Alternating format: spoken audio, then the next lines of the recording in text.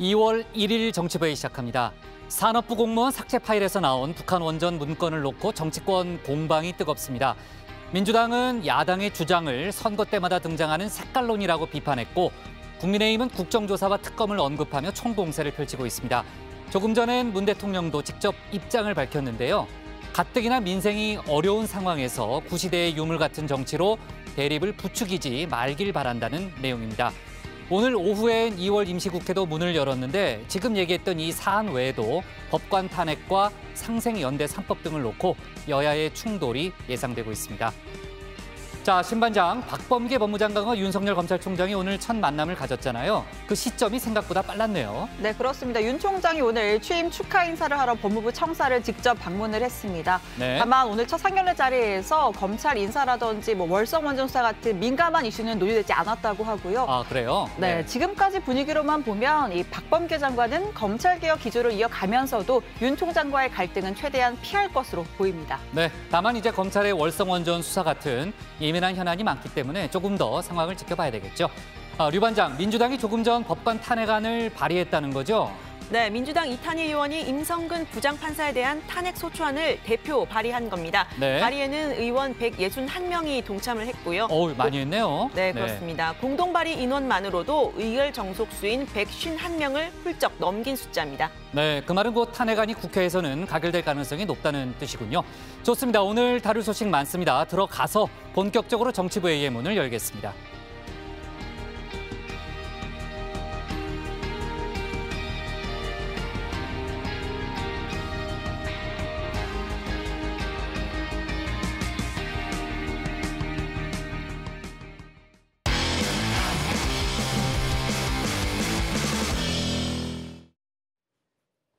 네, 참 본격적인 회의를 하기 전에 또 새 얼굴을 소개해야죠. 끝내 갔습니다. 조익 신반장이 휴가를 이렇게 자주 가는 느낌이 드는데 왜 이렇게 자주 가는 느낌이 드는지 모르겠어요. 자, 그 조 반장 대신에 일주일 동안 국제외교안보팀의 윤세민아 기자가 저희와 함께하게 됐고요.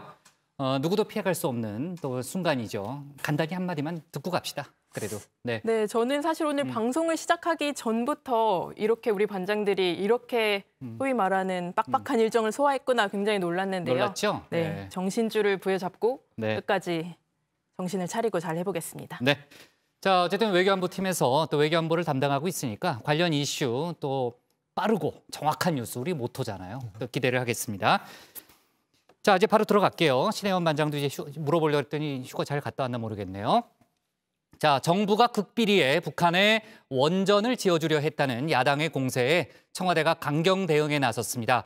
선을 넘는 정치 공세자 색깔론이라는 거죠. 문재인 대통령도 조금 전에 입장을 냈는데 구시대의 유물 같은 정치라며 직접 비판했습니다. 김정은 위원장에게 건넨 USB 내용을 직접 공개할지도 관심인데 관련 소식을 신혜원 반장이 정리해봤습니다.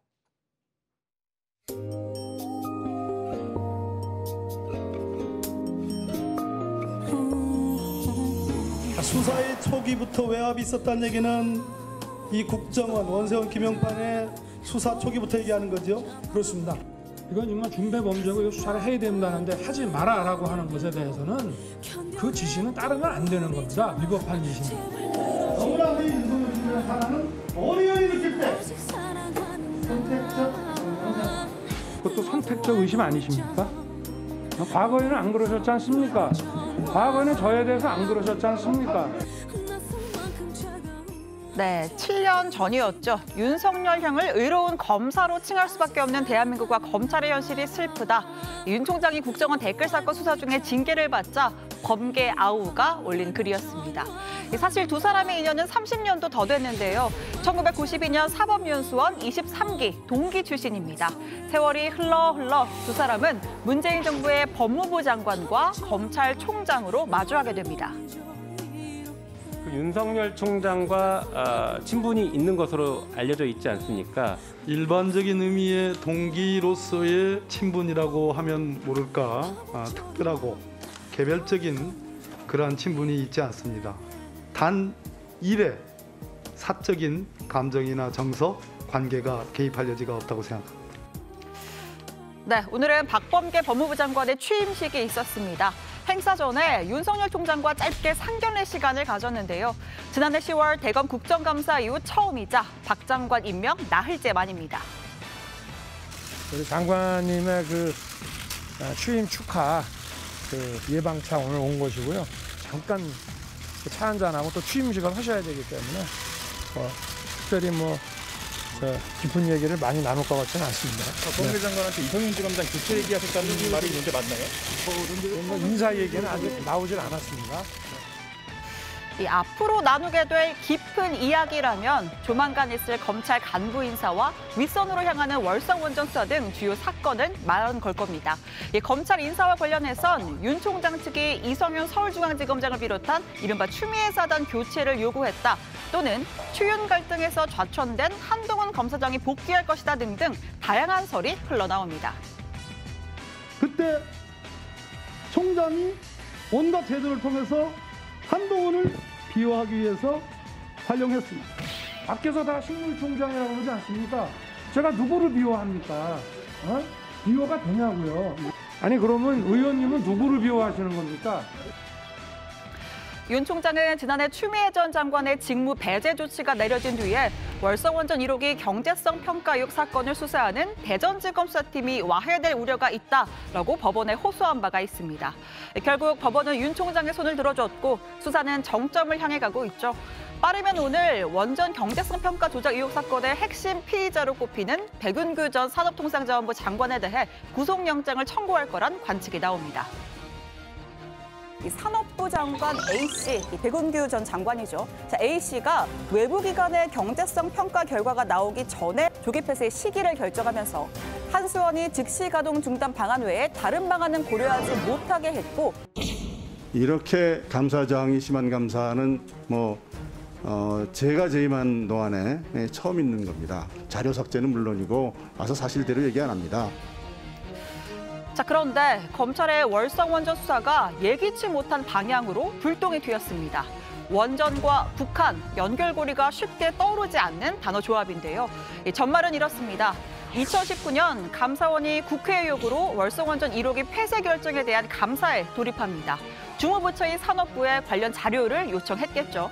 그러자 당시 책임자였던 모 국장을 비롯한 산업부 공무원 3사람은 한밤중 사무실에 들어가 관련 자료 530건을 삭제하기에 이릅니다. 이 삭제된 530건의 자료 중에 북한 원전 건설 및 남북 에너지 협력 관련 파일이 포함이 된 겁니다. 핀란드어로 북쪽을 뜻하는 64포요이스라는 폴더와 북한 원전 추진의 줄임말로 해석되는 북원추 폴더, 이 안에 담긴 파일들은 2018년 5월 초에서 중순 무렵, 그러니까 1차 남북정상회담과 2차 남북정상회담 사이에 만들어졌습니다. 문재인 정부가 탈원전 정책으로 대한민국 원전을 폐쇄하면서 북한에 비밀리에 원전을 지어주려 한 여러 정황이 드러나면서 국민적 분노가 커지고 있습니다. 북한 원전 추진은 그 자체로 경천동지할 만한 중대한 사안입니다. 먼저 누구의 지시에 따라 추진된 것인지 즉각 밝혀주기를 갖다 바랍니다. 북한 원전 논란은 문 대통령이 김정은 위원장에게 건넸다는 USB 관련 보도가 나오면서 불이 붙었습니다. 조한기 전 청와대 의전비서관은 USB를 건넸다는 기사는 거짓이라면서 반발했지만 USB 전달 자체는 문 대통령이 직접 확인한 내용입니다. 1차 남북정상회담 직후인 2018년 4월 30일 청와대 대변인을 통해 김 위원장에게 신경제구상을 담은 USB 메모리를 직접 전달했다라는 사실을 언론에 공개했었죠. 다만 이 USB 안에 원전 관련 내용은 전혀 들어있지 않았다는 설명입니다. 저희가 USB를 전달했다는 건 당시에 청와대 김의겸 대변인이 기자들에게도 다 브리핑을 했던 내용이죠. 그 USB 안에 이제 무엇이 담겨 있었나 하는 건데 북한이 핵을 포기했을 경우에 우리가 어떤 식의 경제적인 발전 구상을 준비하고 있다라는 부분들이 들어가 있었던 거죠. 그중에 이제 하나가 에너지 협력 분야가 있었을 것이고요. 그러나 그 안에도 원전이라는 부분은 없습니다. 원전이란 말은 이응자도 없습니까? 네, 그렇습니다. 자, 국민의힘은 USB 내용을 공개하라. 그러면 모든 의혹이 해소될 게 아니냐면서 압박을 이어갔습니다. 임시국회 소집차 열린 원내대표 회동에선 아예 국정조사를 하자고 나섰는데요. 민주당은 무슨 국정조사냐, 선거용 부품 공작이라도 하겠다는 거냐 맞받았습니다. 판문점 회담 이후에 문건이 작성되었고 또 그 심야에 급히 들어가서 지은 어떤 이런 사정이나 구체성에 비추어 봐서 국민적 동의 없이 이 북한의 원전을 지어주려는 계획이 있었던 것이 아니냐. 뭐 청와대나 또 관련 부처인 산업부나 팩트로서 이미 다 규명되었다. 왜 야당에서 이렇게 문제를 삼을까 생각해 보면 아쉽게도 큰 선거가 다가왔구나 이렇게 또 판단이 되어집니다. 청와대 관계자는 선을 넘는 정치 공세이자 색깔론, 국민들을 혹세무민하는 무책임한 선동이라면서 야당을 질타했습니다. 법적 조치를 비롯한 강력 대응도 불사하겠다는 입장인데요. 오늘 수석 보좌관 회의를 주재한 문 대통령은 회의 주제를 코로나 대응에 집중하면서도 불편한 심기를 숨기지 않았습니다. 가뜩이나 민생이 어려운 상황에서 버려야 할 우시대의 유물 같은 정치로 대립을 부추기며 정치를 후퇴시키지 말기 바랍니다. 당시 남북 정상회담에 관여했던 전직 청와대 인사들은 아예 USB를 공개하는 것도 방법이라면서 격양된 반응을 보이고 있습니다. 자, 오늘 청와대 발제 이렇게 정리하겠습니다. 문 대통령, 북한 원전 논란에 구시대의 유물 같은 정치. 네.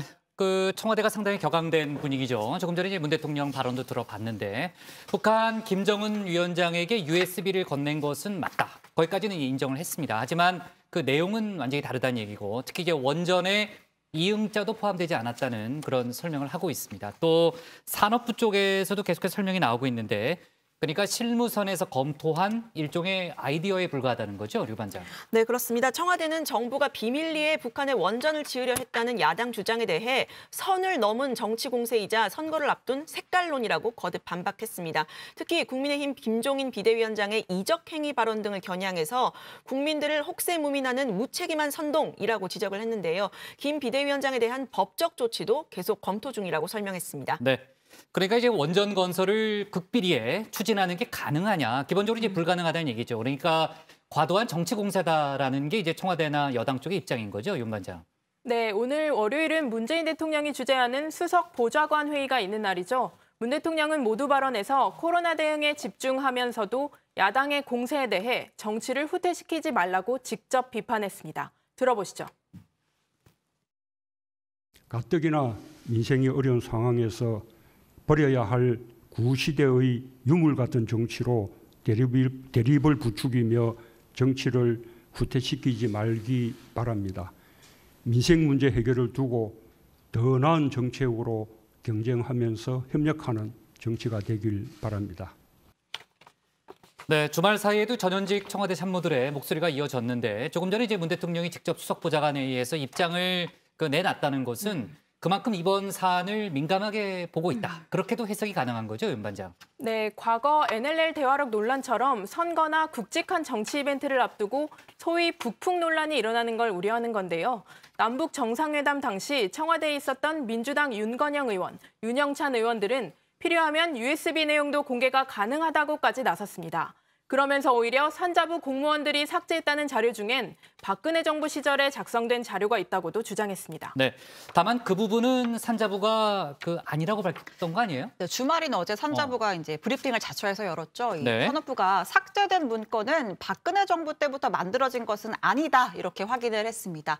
지금 좀 헷갈리실 텐데 네. 이슈가 두 갈래입니다. 정리 좀 해줘요. 네, 일단 감사와 이 검찰 수사 과정에서 드러난 산업부 문건 삭제 건이 하나가 있는데 이 삭제된 문건에는 북한 원전 관련 문서가 포함이 되어 있습니다. 자, 그리고 두 번째가 이 문 대통령이 판문점 회담에서 김정은 위원장에게 USB를 건넨 건인데 건넸다는 것까지 확인이 됐고 이 USB에 북한 원전 관련 문건이 들어 있는 거 아니냐라는 게 야당의 주장이고 청와대는 그렇지 않다 이렇게 반박을 하고 있는 상황인 겁니다. 네. 자, 이렇게 두 갈래가 있는데 어쨌든 산업부는 현 정부에서 북한 원전 관련 문건을 작성한 것은 맞고 그건 1차 남북 정상회담을 개최한 이후에 향후 남북 남북 관계가 활성화될 경우를 대비해서 검토한 아이디어 수준이라는 입장인 겁니다. 네, 그러니까 이제 지금 야당이 주장하는 내용하고는 뭐 전혀 다르다라는 설명이고요.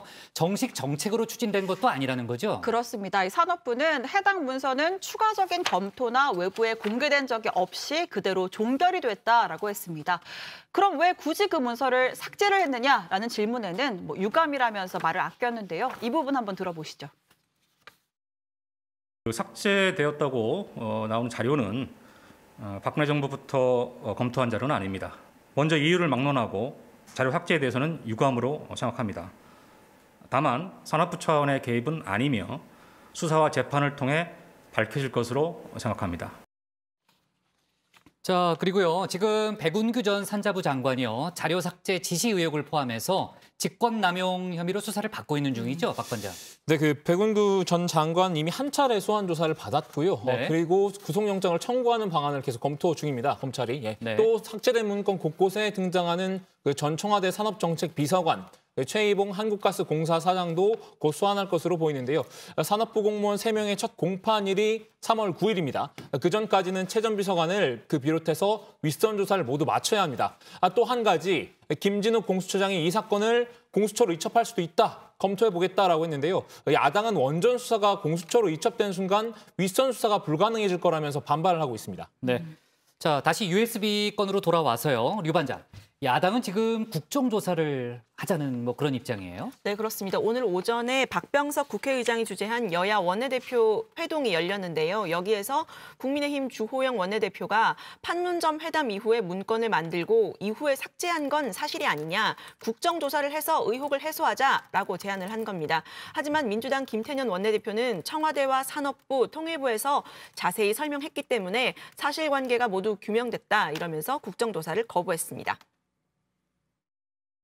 청와대나 여당 측에서는 사실무근이라고 하는데 이것이 사실무근이라는 이야기만 가지고 의혹이 말끔히 해소될 수 있는 성격은 아니다. 이 시점에서 상식적으로 놓고 보더라도 추진할 수 없었던 그런 사업을 왜 야당에서 이렇게 문제를 삼을까 생각해 보면 아쉽게도 큰 선거가 다가왔구나. 자, 재보궐선거 소식은 저희가 뒤에 좀 다룰 예정이긴 한데요. 차기 서울시장 선거에 출마하는 범야권 후보들이 이 원전 문건 관련한 이슈에 대해서 상당히 목소리를 높이고 있죠. 네, 문재인 대통령이 직접 진실을 밝히라며 총공세에 나섰습니다. 나경원 전 의원은 어제 탈원전 반대 시민단체와 함께 청와대와 분수대에서 기자회견을 열었고요. 오세훈 전 시장은 떳떳하다면 직접 국정조사와 특검을 요청하라고 주장했습니다. 여당 의원들은 비겁하게 또 박근혜 정부 타령을 하기 시작했습니다.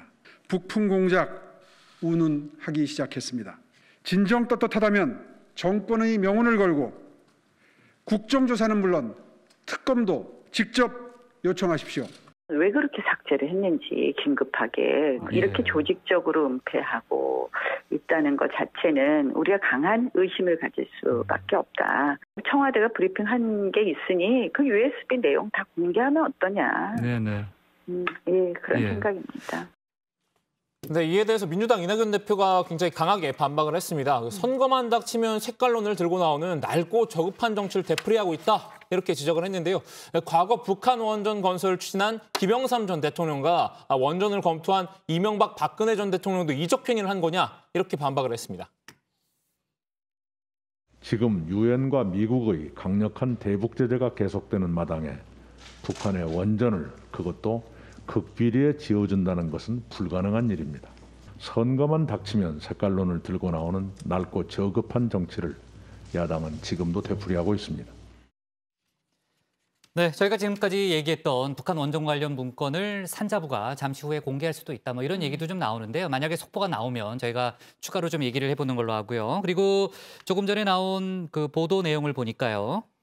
물론 이제 확인이 좀 더 필요한 사안이긴 합니다만, 지금 산자부 공무원들이 삭제했다는 북한 원전 관련 문건이, 그 보고서가 여전히 산업부 내부에 파일 형태로 남아있다라는 그런 내용의 보도입니다. 만약에 이게 맞다면 뭐 지금까지 뭐 얘기했던 은폐 의혹을 좀 뒤집을 수 있는 그런 자료는 될 텐데요. 아무튼 산자부의 입장이 곧 나올 걸로 보이니까요. 저희가 추가로 얘기를 해보도록 하겠습니다.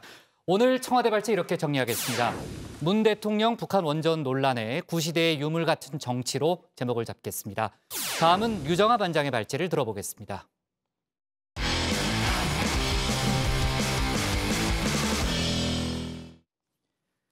민주당이 조금 전 법관 탄핵 소추안을 국회에서 발의했습니다. 정의당까지 포함해서 4개 정당 161명의 의원들이 동의했는데요. 국민의힘은 사법부 길들이기라면서 강하게 비판하고 있습니다. 이런 가운데 여당 서울시장 후보들은 주말 동안 친문 마케팅에 집중했는데요. 국회 관련 소식 그리고 재보궐 관련 소식을 유정아 반장이 정리해봤습니다.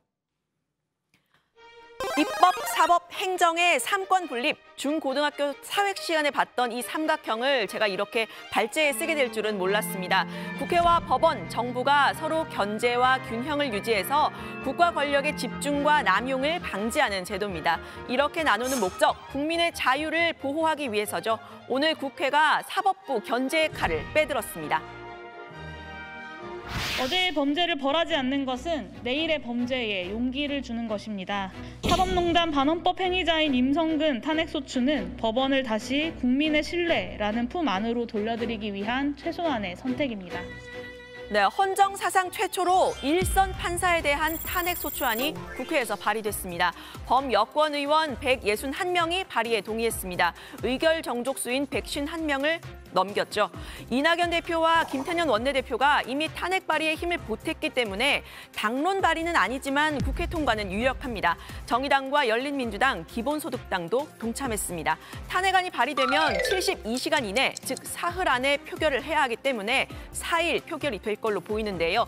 여당은 판사 탄핵의 이유가 된 사법농단은 야당인 국민의힘 집권 시절에 있었던 일이다라면서 찬성 표결을 촉구했습니다. 네, 법관 탄핵의 대상이 된 판사는 임성근 서울고등법원 부장판사입니다. 임 부장판사는 박근혜 씨의 세월호 7시간 의혹 관련 재판에 개입한 혐의를 받습니다. 이 의혹을 제기했던 일본 산케이 신문 전 서울지국장 가토 다스야 씨는 검찰에서 징역형이 구형됐지만 약 2달 뒤에 무죄 판결이 내려졌었죠. 이 과정에서 당시 서울중앙지법 수석 부장판사였던 임 부장판사가 담당 재판부에 관여했다는 혐의입니다. 가토 다스야 씨는 세월호 참사 당일 당시 박근혜 전 대통령이 측근 정윤회 씨를 만났다라는 기사를 썼는데 이후에 사실이 아니라는 게 드러난 이후에도 재판 과정에 대한 불만을 토로했습니다. 日本のメディアだからあるいは産経新聞だからあるいはそこの支局長だからということでですね狙い撃ちにしたのではないかそういう印象を拭えないということを先ほど申し上げたかったわけです。 네, 국민의힘은 사법부 길들이기라면서 강하게 반발했습니다. 의석수를 앞세운 사법부 장악 시도라는 겁니다. 소위 살아있는 권력에 대한 법원의 판결을 의식한 거라고도 했습니다. 민주당이 이렇게 무리하게 판사 탄핵을 추진하는 이유는 뻔합니다. 현재 조국, 김경수, 성철호 등 윤석열 총장이 살아있는 권력 수사로 기소된 여권 핵심 인사들에게 무죄 선고를 내리라는 협박입니다. 네, 법관 탄핵 현실적으로 가능할까요? 유 반장이 체크해봤습니다. 우선 아까 말씀드린 대로 국회 통과는 유력합니다. 이미 의결 정족수를 확보했다는 거죠. 다만 당론 발의가 아니기 때문에 일부 이탈표가 있을지는 좀 지켜봐야 됩니다. 두 번째는 임성근 부장판사가 1심에서 무죄 판결을 받았는데 탄핵이 가능하냐라는 질문이 있습니다. 직권 남용을 다룬 1심에서 무죄를 받은 건 맞지만 재판 개입이 위헌이고 법원의 징계 사유임은 인정이 됐습니다. 근데 그런 이후에 법원 자체의 징계가 없었다는 게 이탄희 의원 측의 주장입니다. 세 번째는 이달 말이면 임기가 끝나는 임 부장판사에 대한 탄핵이 실제 이뤄질지는 미지수라는 겁니다. 국회의 의결은 결국 헌법재판소의 결정을 구하기 위한 절차의 시작인데요. 한 달 안에 헌재 결정이 나오는 것 쉽지가 않겠죠. 임 부장판사가 퇴임하고 난 이후에는 헌재가 이미 퇴임한 판사에 대한 탄핵에 실효성이 없다라고 볼 가능성이 높다는 게 법조계의 시각입니다. 그럼에도 불구하고 민주당과 범여권 정당들이 전격 탄핵에 나선 이유는 바로 이겁니다. 반헌법 행위자는 헌법 재판을 받아야 합니다. 법 앞에 만인은 평등합니다. 판사도 예외가 아닙니다. 네, 원칙적인 얘기죠. 민주당 내부에서도 판사 탄핵안 발의에 대한 이견이 있었던 것으로 알려집니다. 여기에는 사법농단의 내부 고발자였던 이탄희 의원의 진정성이 통했다는 평가가 나옵니다. 마지막에 법원행정 발령이 나고 나서 그 이후에 이제 알게 된 것들이 어찌 보면 평범한 판사들은 사실 상상하기 어려운 내용들이었거든요. 예. 제가 지난 10년 동안 판사 생활을 그래도 짧게 했는데 예. 제가 알고 있었던 법원과 너무 다른 모습이었기 때문에 예. 네, 국회의 논의 과정과 결과를 지켜보도록 하고요. 이번에는 더불어민주당의 서울시장 보궐선거 후보들에 대한 얘기입니다. DJ 류가 들려드리는 정치가 빛나는 밤에입니다. 오늘은 왠지 이 사람의 이야기가 들어보고 싶은데요. 첫 번째 사연의 주인공 박영선 전 장관입니다. 대표적인 친문 방송인 김어준 씨의 유튜브에 출연했는데요. 내가 원조 친문이다라는 발언을 이어갔습니다. 친문 세력 일각의 의심을 불식시키려는 거겠죠. 대통령의 눈빛만 보면 안다고 했습니다. 제가 슬슬 삐져서 이제 제가 이제 그 회의에 오라 그러면 회의도 잘 안 가고 그다음에 속마음 어떤 거였냐면 내가 회의 안 오면 부르겠지. 박영선 왜 안 왔어? 좀 와. 이러실 줄 알았는데 찾지도 않아. 마음속으로는 굉장히 애정을 갖고 있는데 그 애정 표시가 눈에만 나타나시고 눈빛으로만 나타나시고 말씀으로는 잘 안 하셔. 근데 저는 그 문재인 대통령님의 눈빛을 보면 저는 알아요. 네, 박 전 장관과의 인터뷰 소개 사진에는 JTBC 손석희 사장과의 추억도 담겨 있는데요. 너 나한테 평생 밥 사야 돼 라고 되어 있는데 해당 부분 제가 한번 들어봤습니다.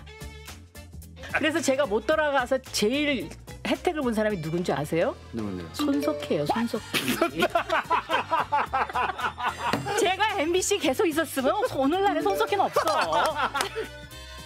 네, 옆 건물에 있는 손 사장도 같은 생각인지 너무 궁금해서 제가 직접 물어봤습니다. 라고 하면 좋았겠지만 아무래도 여러 여건상 다음 기회를 좀 노려야 될 것 같고요. 대신 과거 박 전 장관이 예전에 썰전에서 얘기했던 것과는 좀 다르구나라는 생각을 했습니다. 손석희 앵커 지금 사장님이 사실은 제 1년 후배입니다. 아, 후배세요? 네, 그래서 옛날에는 제가 이제 그 앞에서 무게를 많이 잡았는데 요즘은 많이 높아지셔가지고. 그러시구나. 다 바뀌었네요. 야. 그러면 개인적으로는 좀 이렇게 뭐 연락을 좀. 개인적으로는 가까운 편이죠. 그런데 지금은 서로 위치가 그래서요. 원래 언론이 갑이고 정치인이 을이거든요. 그래요. 네. 네, 정치가 빛나는 밤의 두 번째 사연의 주인공 우상호 의원입니다. 역시 친문 커뮤니티로 통하는 사이트 클리앙에 영상 메시지를 올렸는데요. 이 커뮤니티는 이른바 조국 사태 당시에 실검 전쟁을 주도하고 또 문재인 정부의 부동산 정책에 대한 비판글이 올라오자 게시판을 폐쇄한 적도 있는 친정부 성향의 네티즌들이 많은 곳입니다. 우 의원이 직접 등장하자 진짜가 나타났다, 인증글 보고 마음을 굳혔다 이런 댓글이 잇따라 올라왔습니다. 안녕하세요. 클리앙 유저 여러분. 더불어민주당의 우상호 의원입니다. 제가 서울시장 되면 이런 일상의 회복, 또 문재인 대통령을 지키는 데 선봉에 서서 여러분들의 삶이 더 나아질 수 있도록 함께해 나가도록 하겠습니다. 네, 두 사람의 친문 마케팅 경쟁은 1차적으로는 당내 경선에서 당원들의 표심을 얻기 위한 걸로 보입니다. 그런데 중도층, 무당층까지 끌어와야 하는 본선 경쟁력에 도움이 될지는 미지수라는 분석도 나옵니다. 범야권에서는 박 전 장관을 인터뷰한 김어준 씨의 방송이 해악이 너무 크다라면서 재정 지원을 중단해야 한다는 얘기까지 나왔는데요. 민주당을 탈당하고 서울시장 후보로 출마한 금태섭 전 의원입니다. 음모론을 주장하고 정치 개입의 문제가 심각하다라는 입장입니다. 서울시장 관련 이야기 들어가서 더 이야기를 해보고요. 오늘 발제 이렇게 정리합니다. 민주당 판사 탄핵안 발의, 박영선, 우상호, 친문 마케팅 본선 도움 될까? 네. 자, 그 법관 탄핵 얘기부터 좀 해볼게요. 그 속보가 조금 전에 나왔던 사안이니까요. 민주당 이탄희 의원이 조금 전에 판사 탄핵안 발의를 했다는 얘기죠, 신반장? 네, 오후 4시에 국회 의안가에 정식으로 안건 접수를 했습니다. 네. 피소추자 임성근의 행위는 전국 법관대표자 회의가 중대한 헌법 위반 행위라고 선언한 재판 개입일 뿐 아니라 법원이 사법권 독립에 정면으로 위배된다고 공인한 행위라는 내용이 담겨 있습니다. 이미 법원에서 위법하다라고 인정했다는 걸 강조한 것으로 보입니다. 사건 개요도 상당히 구체적인데 기존에 나온 공소장과 판결문 또 재판 기록을 대거 인용했습니다. 저희는 저희의 의무를 다할 뿐이고요. 그 다음 절차는 헌법재판소에서 헌법재판소의 의무를 다할 거라고 생각합니다. 네, 이탄희 의원의 발언 들어봤고요. 역시 이제 판사 출신인 민주당 이수진 의원이 탄핵안 찬성에 관한 글을 올렸잖아요. 근데 국민의힘이 그 부분을 문제 삼고 있다고요? 네, 그렇습니다. 이수진 의원이 어제 그러니까 판사들의 판결도 더욱 신중해질 수밖에 없다 이렇게 썼는데요. 사법부 역사는 법관 탄핵 전과 후로 나뉠 것. 국민의 마음과 인권을 무시하는 일부 판사들은 설 자리가 없어질 것 이렇게 쓴 겁니다. 이에 대해서 국민의힘은 법관 탄핵이 정권 뜻에 반하는 판결을 내리는 법관들을 겁박하기 위한 의도임이 더 명백해졌다. 이렇게 말을 했습니다. 법조계 일각에서도 어떤 판사가 국민의 마음과 인권을 무시하는지를 누가 결정하는 건가? 다수당이 바뀔 때마다 무더기 탄핵이 이뤄지는 건가? 이런 비판이 나왔습니다. 네. 자, 어쨌든 아까 이제 유 반장도 자세히 소개를 했지만요. 오늘 탄핵소추안 발의에 동참한 의원이 161명이라는 거잖아요. 그러니까 국회에서는 통과가 거의 뭐 유력하다 이렇게 볼 수 있는데 윤 반장, 만약에 실제 탄핵이 되면 어떻게 되는 거예요? 일단은 헌재에서 탄핵 결정이 내려질 가능성은 그렇게 높지 않다는 게 법조계의 시각인데요. 우선 시간상 임성근 부장판사 임기 내인 이달 안에 결정이 내려지기 어렵다는 거고 헌법재판소에서도 9명의 재판관 중 7명 이상 출석, 그리고 6인 이상의 의결이 있어야 합니다. 즉 3분의 2가 찬성을 해야 하는 거죠. 하지만 그럼에도 불구하고 탄핵이 된다면 5년간 변호사 자격을 가질 수가 없고요. 또 동시에 공무원이 될 수도 없습니다. 그리고 퇴직 급여도 삭감되게 됩니다. 왜 중간에 치고 들어오려고 그랬어요? 아니, 좀 말을 잘하려고. 네. 법관 탄핵안 좀 얘기를 하고 싶어가지고요. 그래요? 네, 빨리 말하고 싶었어요? 네, 국회에 제출된 건 이번이 3번째입니다. 네. 1985년에도 있었고요. 2009년에도 있었는데 두 번 다 대법원장, 대법관에 대한 탄핵안이었습니다. 85년에는 부결이 됐고요. 2009년에는 72시간 이내 표결을 못해서 안건이 자동 폐기됐는데요. 이번에 탄핵안이 국회에서 가결이 되면 일선 법관에 대한 최초의 탄핵안 발의고 또 헌정사상 최초로 가결된 사례가 됩니다. 임 부장판사 측은 지난달 29일 입장문을 내고 항소심에서 치열하게 사실관계와 법리 공방이 이뤄지고 있다. 그런데 법률상 명확한 평가가 나오지 않은 상태다. 이렇게 말을 했고요. 또 발의자는 변호사의 개업을 막기 위해서 이제 발의를 했다고 주장을 했는데 이건 이제 탄핵의 근본 목적에 배치된다고 반박을 했습니다. 네. 자, 오늘 그 국회 본회의가 열리고 그 이후에 국민의힘이 의총을 열었잖아요. 그 의총 후에 주호영 원내대표 얘기를 들어보니까 지금 민주당에서는 법관 탄핵을 추진하고 있는데 국민의힘 쪽에서는 김명수 대법원장에 대한 탄핵을 추진하겠다 뭐 이런 얘기를 또 하더라고요. 네, 아마 좀 맞불을 놓는 또 그런 차원으로 일단 보이는데 자, 아까 이제 재보궐로 넘어가 볼게요. 민주당 후보들이 친문 마케팅을 하고 있다. 뭐 이런 얘기. 지난주에도 저희가 얘기했고 아까 이제 유 반장이 이제 구체적인 얘기를 좀 더 추가로 붙였는데 박 전 장관이 이에 대해서 입장을 밝힌 게 있죠, 신 반장. 네, 뭐 사실 뭐 박영선 전 장관이나 뭐 우상호 전 의원 전부 다 좀 과하게 친문 마케팅하는 거 아니냐 이런 지적이 일각에서 있는데 네. 박 전 장관이 민심이 곧 당심이기 때문이다 이렇게 이야기를 했습니다. 직접 한번 들어보시죠. 민주당이 100만 당원을 갖고 있기 때문에요. 거의 민심과 저는 동일하게 갈 것이다 이렇게 생각을 하고요.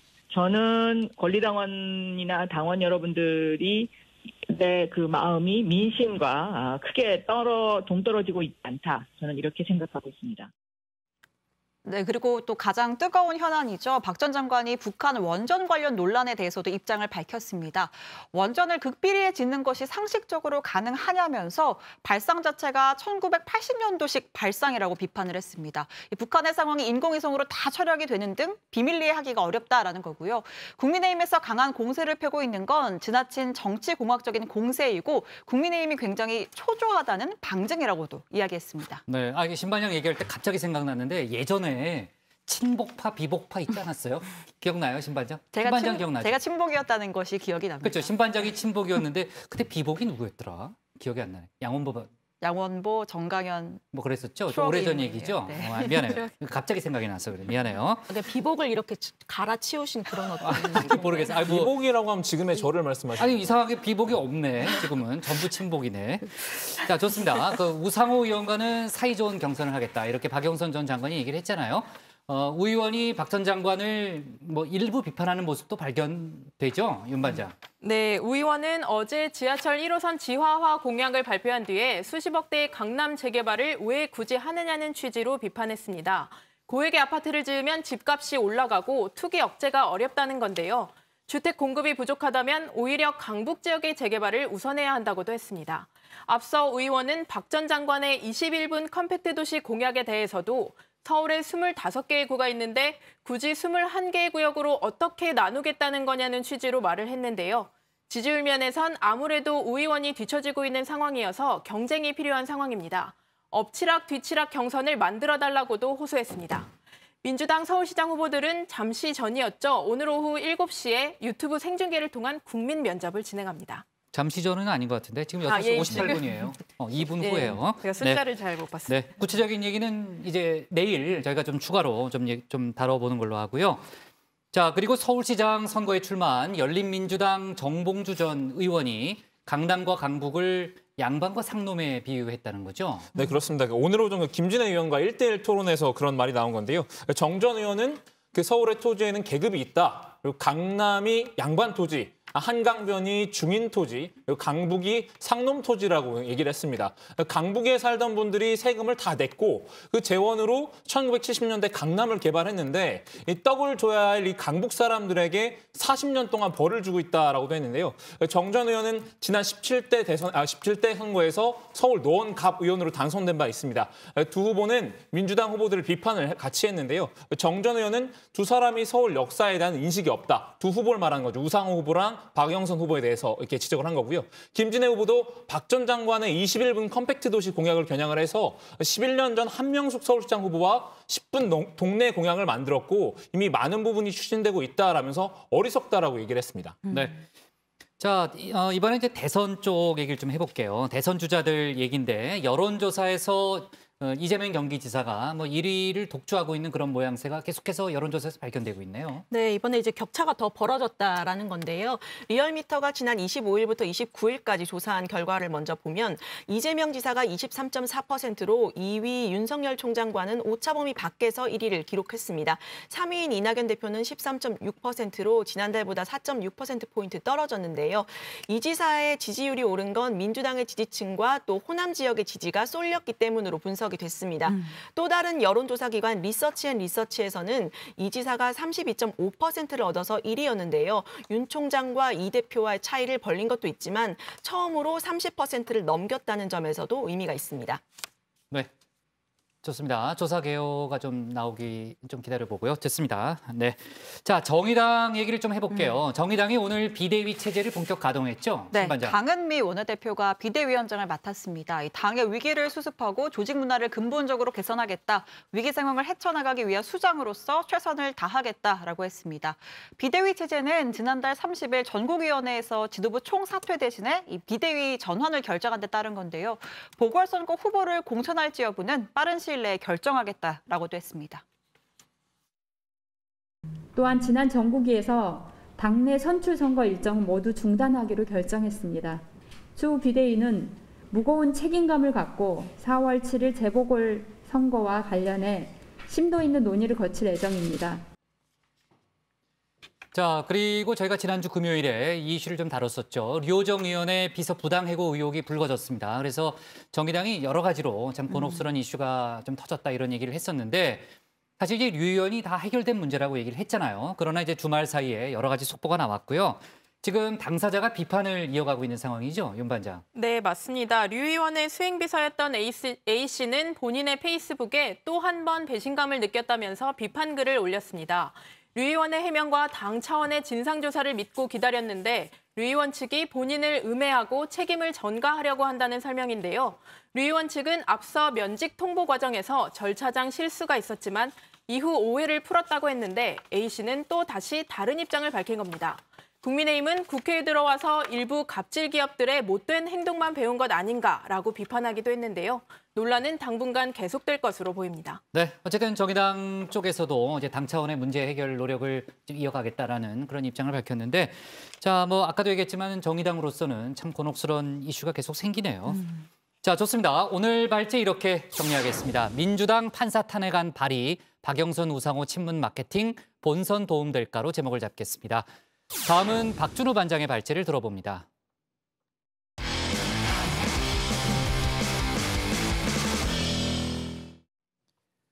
국민의힘 김종인 비대위원장이 오늘 부산에서 가덕도 신공항 적극 지지 입장을 밝혔습니다.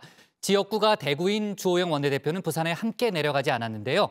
여기에 야권 단일화도 금태섭 전 의원의 제3지대 경선 제안으로 새로운 국면으로 접어드는 상태입니다.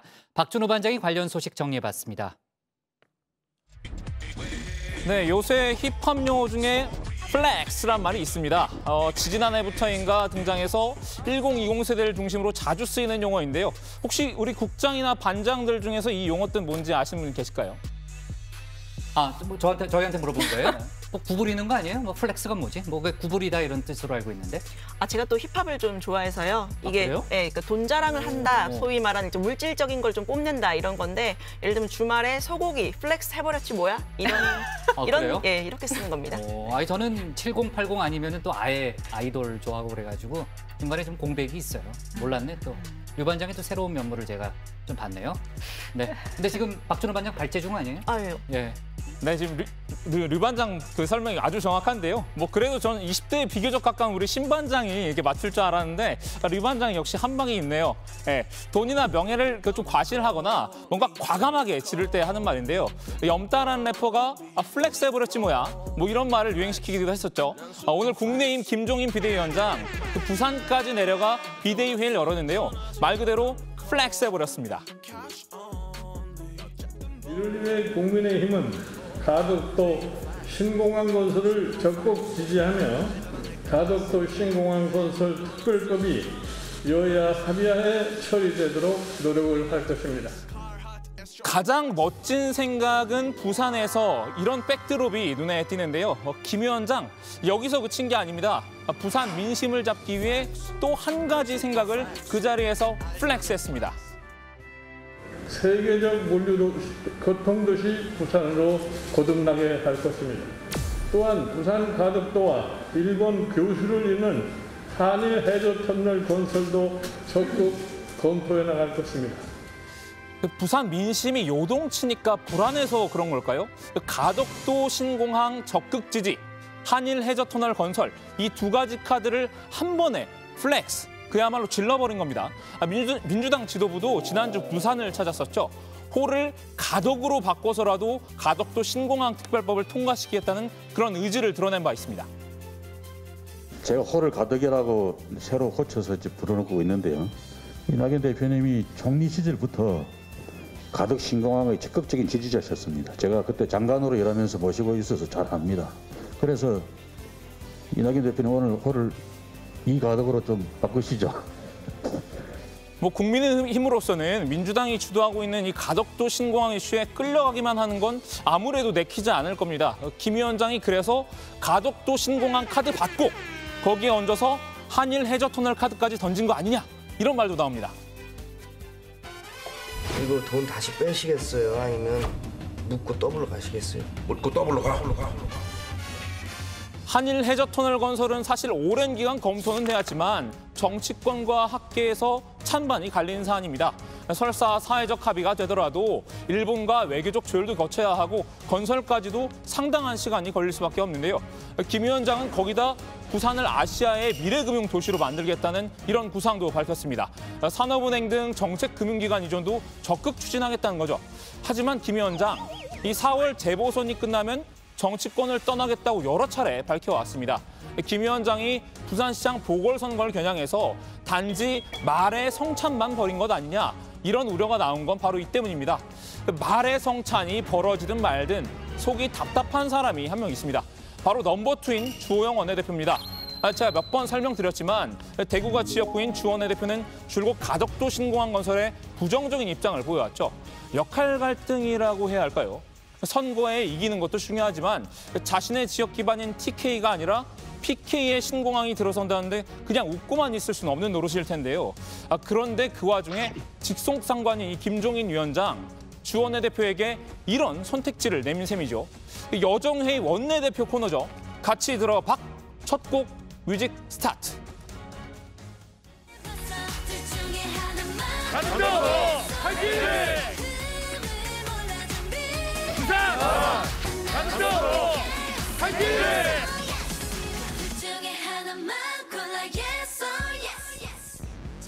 국민의힘 내 TK 인사들의 반발 실제로 만만치 않습니다. 권영진 대구시장은 가덕신공항 특별법 추진에 행정소송을 불사하겠다 이런 입장이죠.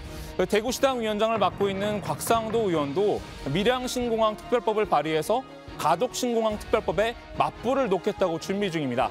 주원내 대표, 오늘 김 위원장의 가덕도 신공항 찬성 발언을 듣고 아마 이런 심정이었을 것 같습니다. 너 때문에 못 살아. 너 때문에 내가 못 살아.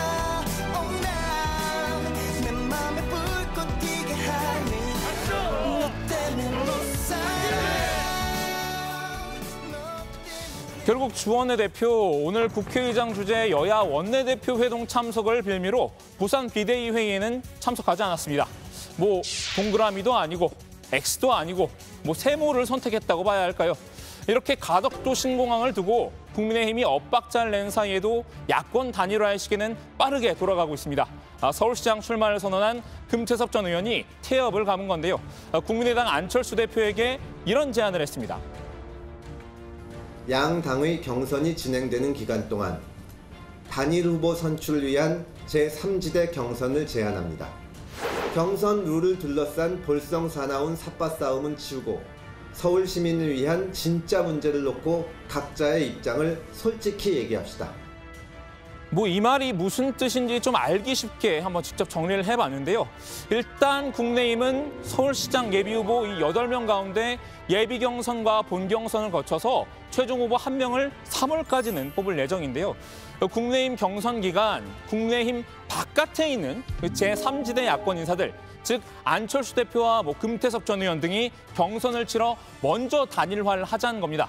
그리고 거기서 이긴 제3지대 단일 후보와 국민의힘 후보 간 최종 1대1 대결로 범야권 단일 후보를 뽑자는 거죠. 일종의 토너먼트 방식인 셈입니다. 국민의힘 지지층은 국민의힘 지지층대로 경선을 거치면서 붐업을 하고 또 중도층 지지층은 중도층 지지층대로 붐업을 하기 위해서 제가 안철수 후보와 저와 그 기간에 우리도 병행해서 제3지대 경선을 하자. 토론을 하고 경선을 해서 관심을 받자. 그 제안을 드린 것입니다. 그리고 안철수 후보도 저처럼 확장성을 강조했기 때문에 저는 당연히 받을 거라고 생각을 합니다. 국민의힘 등 보수 야권의 모든 후보들이 함께 경선을 치르는 이른바 야권 원샷 경선은 사실상 물 건너간 마당이니까 제3지대 후보들도 컨벤션 효과를 고려해야 한다는 겁니다. 안 대표는 일단 금 전 의원의 연락이 오면 만나보겠다는 입장입니다. 서울시장 선거 승리를 위해서 야권 후보 단일화가 필요하고 서로 간에 존중을 해서 야권의 파이를 키워야 된다는 제 뜻에 동의한 것에 평가하고 싶습니다. 국민의힘도 꺼리는 분위기는 아닙니다. 정진석 공천관리위원장은 금 전 의원의 큰 결심으로 국민의 여망에 부응하는 범야권 단일화 방안이 단순하고 명확하게 정리되어 가고 있다. 이렇게 평가했는데요. 김종인 비대위원장도 가타부타 토를 달지는 않았습니다. 3지대에서 일단 그거는 자기들끼리 하는 일이니까 우리가 거기에 대해서 이러고 뭐라고 관여할 계제는 아닌 것 같아요. 일단 거기에서 두 사람 사이에서 뭐가 이루어지고 난 다음에 우리 후보가 선정이 된 다음에 단일화를 갖다가 이룩할 수밖에 없지 않나 봐요. 이제 안 대표와 금 전 의원이 만나 합의를 할지 말지가 관건인데요. 잘 지켜보고 있다가 재빠르게 소식 전해드리겠습니다. 오늘 야당 발제는 이렇게 정리합니다. 김종인, 가덕도 신공항 적극 지지, 안철수, 금태섭 단일화 제안 받을까? 네, 김종인 국민의힘 비대위원장이 오늘 부산으로 가서 오후에 직접 가덕도도 둘러봤죠. 오전인지 오후인지 정확하지는 않습니다만. 그래서 이제 아까 박 반장이 얘기했던 대로 가덕도 신공항 지지 결정을 내렸습니다. 이현주 전 의원이 지난주 저희가 다뤘던 사안이죠. 국민의힘 지도부가 가덕도 신공항을 지지하지 않으면 후보직에서 사퇴하겠다 이렇게 배수진을 폈는데 어때요? 이현주 전 의원 반응도 궁금한데 좀 취재된 게 있어요? 네, 이 전 의원은 지난달 28일 조건부 사태로 긴급 기자회견까지 열었죠. 지도부를 향해 당과 지도부는 부산 시민에게 가덕도 신공항 건설 추진을 적극 지지하고 지원한다고 대국민 발표를 정식으로 해줄 것을 요청한다 이렇게 말했었습니다. 2월 임시국회 내에 가덕도 신공항 특별법이 통과되지 못하면 후보직을 사퇴하겠다고 배수진을 쳤습니다. 일단 이 전 의원은 오늘 환영의 입장을 밝혔는데요. 오늘을 계기로 국민의힘이 공식적으로 가덕도 신공항 추진 의지를 밝혀준 데 대해 감사히 생각한다고 말했습니다. 이 전 의원의 말 직접 들어보시죠. 우리 국민의힘이 중심이 되어서 이번 시장에 당선이 되어서 이후에 한일 해저터널의 적극적 추진과 함께 이 부산이 동북아 태평양의 경제 공동체의 중심 도시로 바로 설 것임을 확신을 하면서 저도 열심히 뛰겠습니다. 오늘. 네, 민주당도 이례적으로 김종인 위원장의 지지 발언에 환영의 뜻을 밝혔습니다. 민주당 부산시당은 오늘 성명을 내고 가덕 신공항 특별법의 2월 국회 처리를 앞두고 나온 김 비대위원장의 발언에 적극적인 환영의 뜻을 전한다라고 밝혔는데요. 김 위원장은 당내 반발 등을 조속히 정리하고 2월 국회에서 가덕 신공항 특별법이 조속히 통과될 수 있도록 정치력을 발휘해 주길 요청한다고도 했습니다. 네, 야권 단일화 얘기로 넘어가 볼게요. 금태섭 전 의원 얘기는 아까 이제 박 관장이 설명을 했고 조정훈 시대전환 대표도 어제 서울시장 출마 선언을 했잖아요. 맞죠, 이 반장? 네. 자, 그러면은 박 관장, 조 대표도 아까 이제 박 반장이 얘기했던 그 제3지대 야권 단일화 거기에 포함될 수 있는 거예요?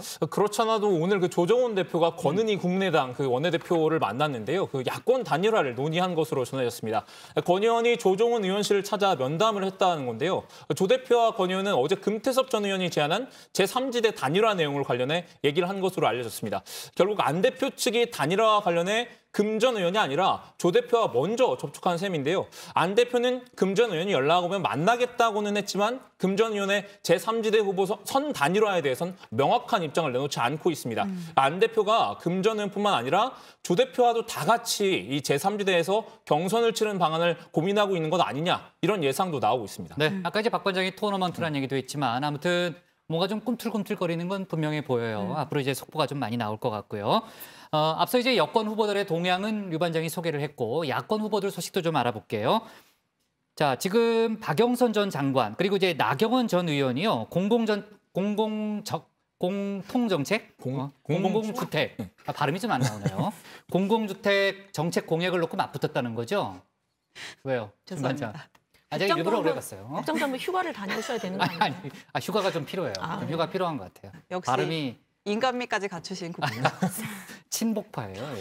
대표적인. 이 부산시장 후보들이 신공항으로 플렉스를 하고 있다면 서울시장 후보들은 주택 공급으로 플렉스를 하고 있잖아요. 그중에서 이제 박영선 전 장관 같은 경우에는 공공주택 30만 원을 공급하겠다 이렇게 약속을 했었는데 이에 대해서 나경원 전 의원이 부지 확보가 어렵다, 현실성이 없다 이렇게 맞받은 겁니다. 직접 한번 들어보시죠. 박영선 후보는 이제 5년간 공공주택 30만 호 공급하겠다고 했죠. 공공주택을. 근데 30만 호 지으려면 그 여의도 부지의 면적의 17배의 땅이 필요합니다. 그래서 이 부지를 어디서 다 확보를 하실지 하는 그런 의문이 있고요. 네, 그러면서 나경원 전 의원은 위례신도시를 사례로 들었습니다. 공공주택 4만 2천 세대인 위례신도시 하나를 만드는데 거의 10년이 걸렸다면서 5년 안에 공공주택 30만 호를 공급하겠다는 건 현실성이 없다라고 했습니다. 자, 박영선 장관은 이에 대해서 상상력의 부재와 관점의 한계다 이렇게 받아쳤습니다. 국유지나 시유지에 이 집을 짓게 되면 토지 문제를 해결할 수 있지 않습니까? 그래서 토지 임대부 방식으로 집을 분양을 하게 되면 평당 1,000만 원의 공공분양주택을 만들 수가 있습니다. 네, 그러면서 또 공약으로 제안했던 21분 컴팩트 도시도 어필을 한 번 더 했는데요. 21분 안에 병원도 있고 학교도 있고 직장도 있고 상점도 있으면 한쪽으로 쏠림 현상이 있는 부동산 문제를 해결할 수 있다라고 한 겁니다. 자신이 방문했던 서울 창동이 21분 다핵도시의 핵이 될 수 있다라고 했는데요. 이 창동의 중요한 이유는 서울의 마지막 남은 신화 국가가 갖고 있는 땅이 많은 곳이기 때문이라고도 했습니다. 일부 창동 주민들이 제기한 이 배드타운화 우려에 대해서는 21분 컴팩트 도시의 핵심은 배드타운을 만드는 게 아니라 없애는 것이다 이렇게 강조했습니다. 네, 최근 이제 박 반장이 후보들의 스타일에 대해서 발제를 했었잖아요. 거기에 다 메시지가 들어있다는 내용이었는데 나경원 전 의원이 헤어스타일을 왜 바꿨는지에 대해서도 설명을 했다는 거죠. 우리 뭐 류 반장이나 신 반장도 이제 매일 이렇게 헤어스타일을 바꾸잖아요. 어쩔 때 묶었다, 어쩔 때 풀었다가 하는데 이 나경원 전 의원 같은 경우에는 거의 20년 동안 이 단발머리를 고수를 해왔습니다. 네. 그러다가 이번에 벗어나게 됐는데 머리카락을 질끈 동해면 스타일로 바꿨습니다. 스타일 변화의 이유는 현 정부 문제를 해결하겠다는 이런 독한 다짐이라고 답했는데 일단 한번 들어보시겠습니다. 정부에 대한 독한 비판을 하겠다는 건 아닙니다. 예. 사회 문제 같은 것도 네. 많이 말씀을 드려요. 요새는. 그래서 정부에 대해서는 합리적 비판을 하고 있다는 말씀을 예. 드리고 문제 해결을 독하게 하겠다 이런 예. 뜻입니다. 네, 나 전 의원은 현장에 나가보면 부동산과 코로나 등으로 힘들어하는 국민들이 많다라고 했는데요. 이번 서울시장은 1년 3개월짜리고 결국은 코로나 위기가 종료되기는 멀었으니 벼랑 끝에 몰린 분들을 위해 문제를 해결하겠다는 독한 결심이 있어야 되겠다고 부연 설명을 했습니다. 참, 신 반장, 저기 오세훈 전 시장 일정은 어떻게 돼요? 네, 오 전 시장 같은 경우에는 오늘 오전에 대한노인회를 방문했습니다. 여기서 노인 관련 공약을 발표했는데요. 오 전 시장은 서울의 모든 경로당에 맞춤형 의료진단, 운동장비를 지원하겠다라고 약속을 했습니다. 의료비 부담이 많은 노인들을 위해서 노인 외래 정액제 구상도 밝혔습니다. 지금은 2만 5천 원을 초과하는 의료비에 대해서 구간에 대해 일괄적으로 본인 부담 비율을 30%로 정하고 있는데요. 이걸 구간을 나눠서 차등 지원하는 방안입니다. 이 재정은 서울시가 건보공단과 협의해서 지원하겠다라고 했고요. 또 1인 가구를 대상으로 스마트 건강 워치를 지급해서 건강 시계를 지급해서 독거노인의 건강을 챙기겠다라고도 했습니다. 네. 자, 후보들의 공약 쏟아지고 있네요. 저희도 잘 분석해서 좀 설명을 해야 되겠습니다. 오늘 야당 발제 이렇게 정리하겠습니다. 김종인 가덕도 신공항 지지 선언 제3지대 우선 단일화 서울솔로 제목을 잡겠습니다. 다음은 윤세민아 반장의 발제를 들어보겠습니다.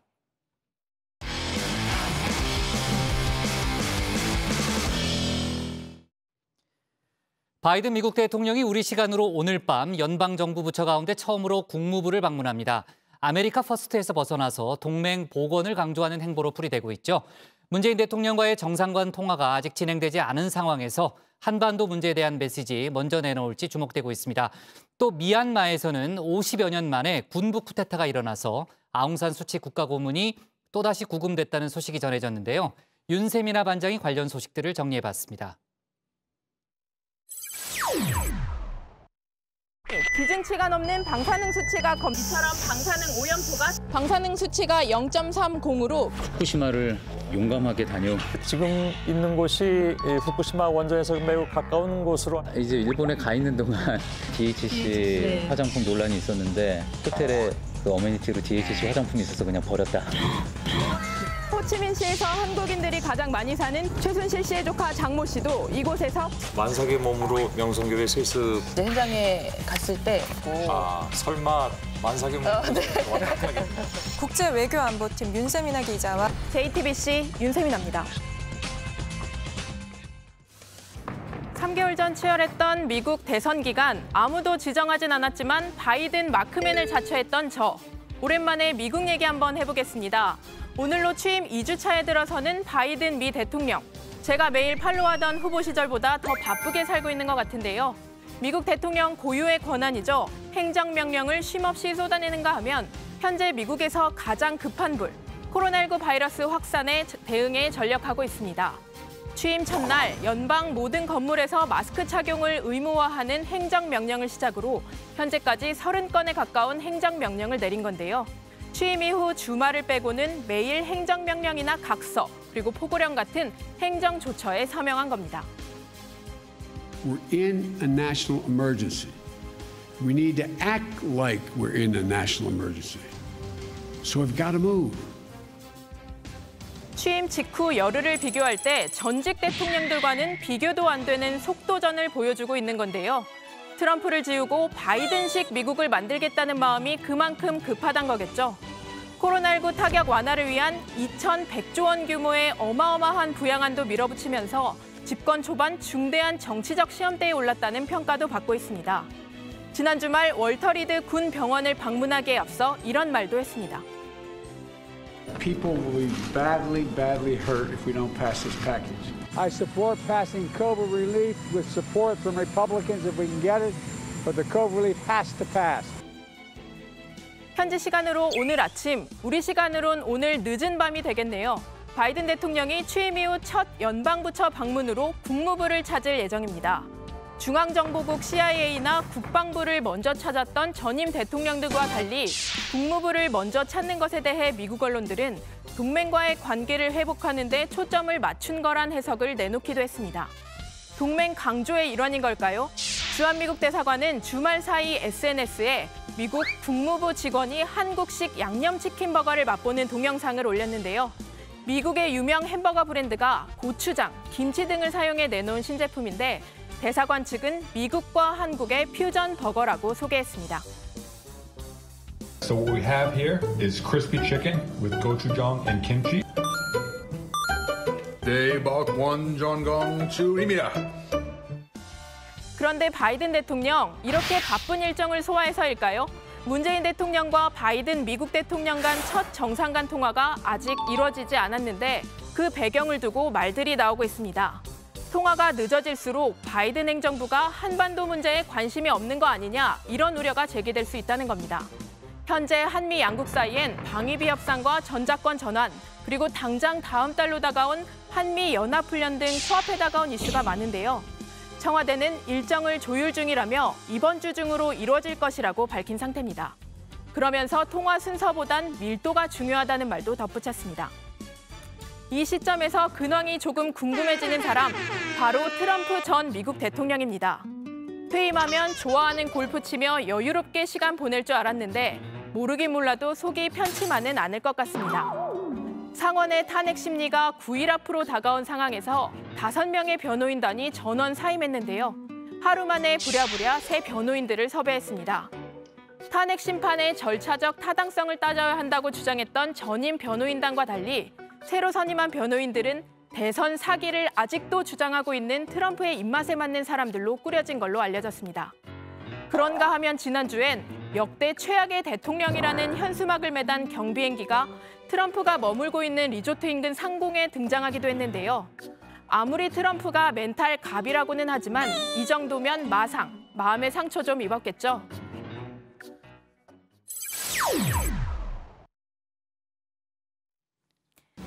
미얀마의 시기가 30년 전으로 되돌아갔습니다. 미얀마 군부가 오늘 지난해 치러진 총선 부정 행위를 조사한다는 명목으로 쿠데타를 공식 선언한 겁니다. 군부는 아웅산 수지 국가고문과 윈민 대통령 등 정부 고위 인사들을 구금한 사실도 확인했습니다. မဲစာရင်းများစစ်ဆေးအတည်ပြုခြင်းအပါအဝင်လိုအပ်သည့်အရေးယူဆောင်ရွက်မှုများပြုလုပ်နိုင်ရန်အတွက်ဖွဲ့စည်းပုံအခြေခံဥပဒေ2008ခုနှစ်ပုံမှန်418ပုံမှန်ခွဲကကြီးရန်နိုင်ငံတော်၏ဥပဒေပြုရေးအုပ်ချုပ်ရေးနှင့်တရားစီရင်ရေးအာဏာတို့အားတမတော်ကာကွယ်ရေးဦးစီးချုပ်ထံသို့လွှဲအပ်တောင်း 이로써 미얀마에선 지난 2015년 50년 이상 지속됐던 군부 집권을 끝낸 지 불과 5년 만에 군부가 다시 권력을 잡은 상황이 됐습니다. 앞서 아웅산 수지 고문이 이끈 민주주의 민족동맹은 지난해 11월 치러진 총선에서도 승리하면서 문민정부 2기를 열었었는데요. 미얀마 군부는 유권자 명부가 실제와 큰 차이가 있었다면서 선거 직후부터 부정선거 의혹을 꾸준히 제기해왔습니다. 그리고 오늘은 그 선거에서 뽑힌 의회가 문을 여는 날이었습니다. 집권당인 민주주의 민족동맹은 수지 고문 명의의 성명을 내고 군부 쿠데타에 대항해 진심으로 항의하는 방법으로 대응해 줄 것을 국민들에게 촉구한다는 입장을 냈습니다. 미국과 호주 등 서방 국가들도 정부 인사들을 석방하라고 촉구했습니다. 미얀마 현재의 구체적인 상황은 들어가서 좀 더 자세히 이야기 나눠보도록 하고요. 오늘 국회 발제 이렇게 정리하겠습니다. 트럼프 지우기 속도내는 바이든, 가장 먼저 국무부 찾아 미얀마 또 군부 쿠데타에 아웅산 수지 구금. 네, 미얀마 군부가 쿠데타를 공식 선언했습니다. 그러니까 쿠데타 발발은 확인이 됐고요. 지금 이제 아웅산 수치는 가택연금에 들어간 것으로 확인이 됐는데 지금 상황이 어때요, 정확하게? 그 군부 쿠데타는 오늘 새벽 이루어진 걸로 알려졌는데요. 그 미얀마 군부는 역시 군 출신인 민트스웨 현 부통령이 대통령의 권한을 대행한다 이렇게 밝혔습니다. 아웅산 수치 고문이 정확히 언제 어디서 체포가 돼 구금이 된 건지 구체적인 상황은 아직 알려지지 않고 있습니다. 미얀마 국영-TV와 라디오 방송은 SNS를 통해서 기술적 문제로 방송을 할 수 없다 이런 메시지를 내보냈고요. 지금도 수도 네피도와 최대 도시인 양곤에서 인터넷이나 전화선이 제대로 작동하지 않아서 내부 상황이 원활히 전해지지 않고 있는 상황입니다. 미얀마 국경이 봉쇄되고 공항도 폐쇄되면서 현재 체류 중인 우리 교민들의 발도 묶인 상태입니다. 네, 뭐 얘기하려고 그랬어요? 아니, 유반장님 말 시키는 것 같아가지고 아직 이제 구체적인 상황은 알 수 없지만요. 그 SNS를 통해서 오늘 새벽 그 쿠데타 당시에 긴박한 상황을 알 수 있는 영상이 일부 공개가 됐다는 거죠, 윤 반장? 네, 그렇습니다. 페이스북 라이브를 통해 외부로 공개된 영상인데요. 오늘 새벽 5시 15분쯤의 상황입니다. 양곤에서 북쪽으로 위치한 지역의 한 여성 하원 의원이 집에 찾아온 군인들에게 호송되는 장면이 담긴 영상인데요. 총을 든 군인 여러 명이 문 밖에 서 있고 이 여성 의원의 남편이 이 군인들에게 아내를 왜 데려가느냐, 영장이 있느냐고 물었지만 별다른 대답이 돌아오지 않았습니다. 이후 군인들은 차에 이 여성 의원을 태워서 어디론가 사라졌습니다. 네, 정말 그러네요. 총을 든 군인들의 모습이 보이는군요. 네. 누가 뒤에서 이제 찍어서 이제 페이스북이라고 그랬죠? 네, 페이스북 라이브로 이제 올렸던 그런 영상이고요.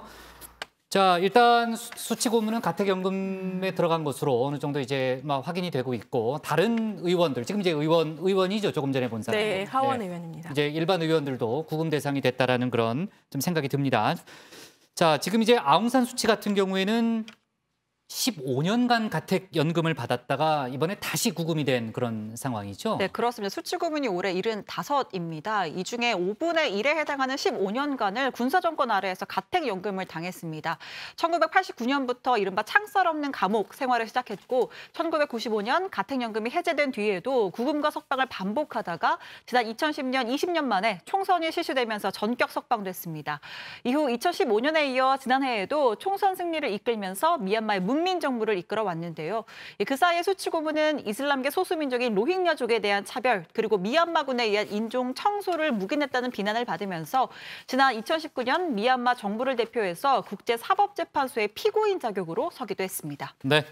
자, 미얀마에서 이제 군부 쿠데타가 일어났고요. 아까 이제 어느 반장이 얘기했지? 지금 교민들의 발길도 묶였다는 거잖아요. 네, 그죠? 박 반장이 얘기했죠? 네. 관련한 속보 저희가 좀 계속해서 챙겨야 될 것 같습니다.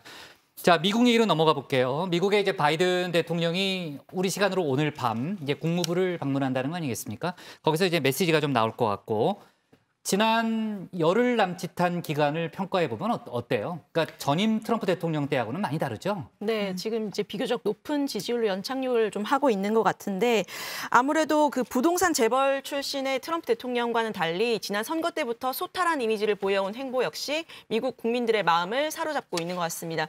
주말이면 골프에 많은 시간을 쏟았던 트럼프와 달리 바이든 대통령은 가족들과 함께 성당에 가거나 워싱턴 DC의 시민들이 자주 가는 음식점에 들르는 등 이런 서민적인 모습을 보여주고 있습니다. 국장도 이제 특파원 시절에 콜 유어 마더라는 베이글 드셔보신 적 있으세요? 잘 기억 안 나는데. 근데 뭐 많이 먹긴 먹었기 때문에 먹었을 수도 있어요. 네. 그때 저 알잖아요. 그 뒤룩뒤룩했던 거. 전혀 그렇지 않았습니다. 아니 그때 네. 뭘 알지? 얼굴이 그렇게 말하고 있는데. 친복파, 비복파 말씀하셔가지고. 요것만 기억나던데. 일단 알았어요. 뭐 하여튼 많이 먹었어요. 그러니까 먹었을 가능성은 있어요. 네, 그게 이제 워싱턴 DC의 이제 유명한 베이글 그 가게 체인이라고 하는데요. 어제 말고 그러니까 지난주에 그 바이든 대통령이 이제 성당 미사를 갔다가 돌아오는 길에 이제 충동적으로 아니면 아무튼 예정에 없던 그 베이글 가게에 들러서 참깨 베이글과 크림치즈를 먹었다고 하고요. 네. 그 이제 가게 주인이 What a great Sunday surprise라고 트위터에 올렸다고 합니다. 네, 알았습니다. 뭐 중요한 얘기였네요. 자, 근데 바이든 대통령이 본인이 아니라 동생 때문에 지금 구설에 오른 일이 있죠, 신반장. 오늘 류 반장이 여러모로 영어 플렉스도 글쎄 하고 말이에요. 그렇습니다. 네. 아무튼 이 바이든 대통령의 막내 동생인 프랭크 바이든이 한 법률 그룹의 고문으로 재직하고 있는데 이 로펌이 광고를 하면서 이 혈연 관계를 내세운 게 문제가 된 겁니다. 로펌은 대통령 취임식 당일 지역 신문에 광고를 내고 두 바이든 형제는 환경 이슈를 전면에 내세우겠다는 약속을 지켜왔다. 이렇게 바이든 대통령을 끌어들인 겁니다. 자, 이에 대해서 백악관 측은 대통령의 이름을 상업적인 용도로 이용하지 말라면서 선을 그었습니다. It's the White House's policy that the president's name should not be used in connection with any commercial activities to suggest or in any way that could reasonably be understood to imply his endorsement or support. 네, 바이든 대통령이 국무부에서 어떤 발언을 하는지는요, 저희가 내일 정치부회의에서 자세히 언급하도록 하겠습니다. 오늘 제목 이렇게 정리하겠습니다. 트럼프 지우기 속도내는 바이든, 가장 먼저 국무부 찾아 미얀마 또 군부 쿠데타의 아웅산 수지 구금으로 제목을 잡겠습니다.